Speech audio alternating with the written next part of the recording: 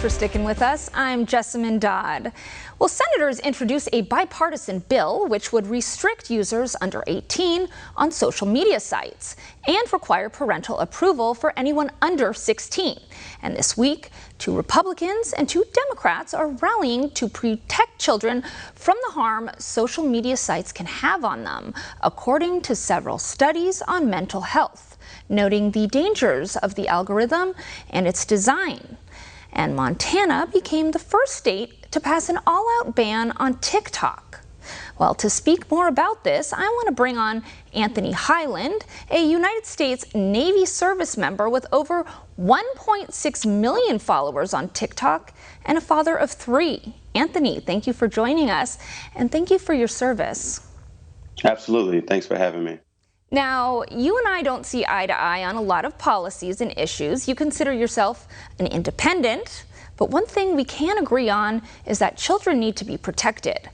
As an influencer on social media, and you are a frequent user of apps like TikTok, how do you keep your children safe from the effects, which can range from depression to bullying?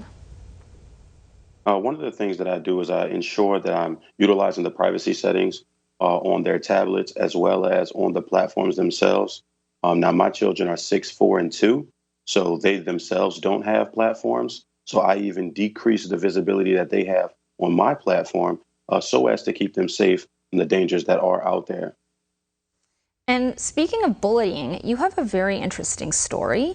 Now, you've been targeted online with people even contacting your command. And you had a docuseries done about this where your life was almost ruined. And if I'm not mistaken, a price tag was put on your head. Why do you keep going? Why not just delete the apps? Why not just stop?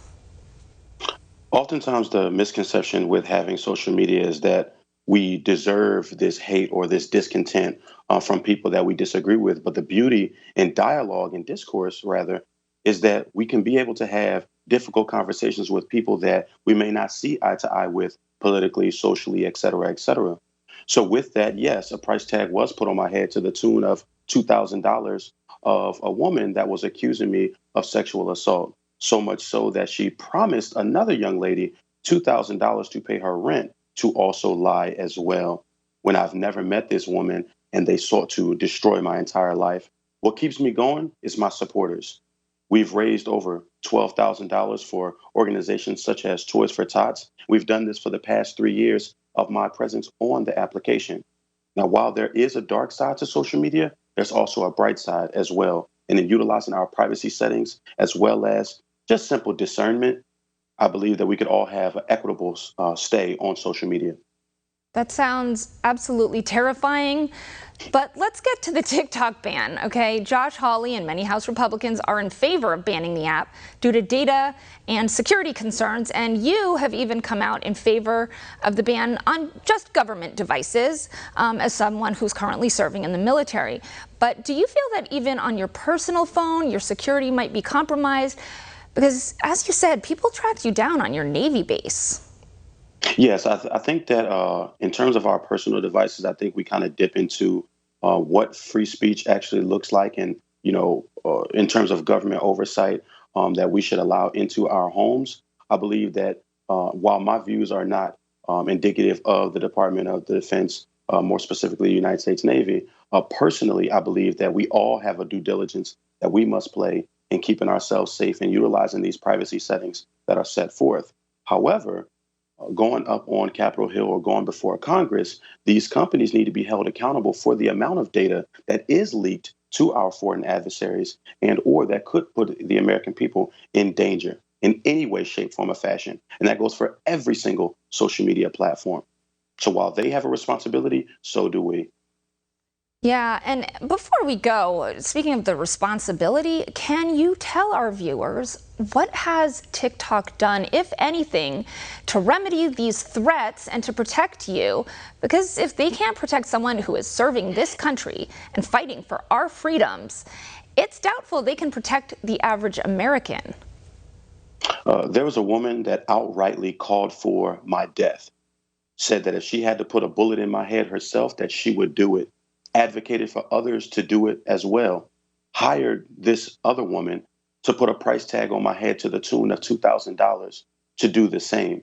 And the platform kept up their live stream. The platform kept up their videos. Has this person been IP banned? Absolutely not. So there are mitigations that very well could be put in place. However, my question then becomes, why is it that it's taking absolutely so long, especially when the videos that I post bringing awareness to this, as well as others, have gone ridiculously viral to the tune of 1.8 million, to the tune of over 900,000 views. So in that, I'm really curious as to why the platform hasn't done anything, because these are very serious threats. You know, myself, I have a unique experience on social media being a member of the United States military. And on the command side of the house, my command has done an immaculate job at ensuring that I'm following all of the social media guidelines. And I would encourage other social media users that are United States service members to make sure that you are following your branch's social media guidelines as well.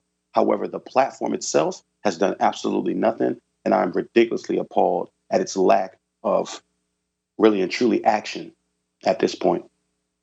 Yeah, it seems that there absolutely has to be some kind of accountability of them turning over these videos to the police, or, you know, taking some kind of action, like you said, IP banning them.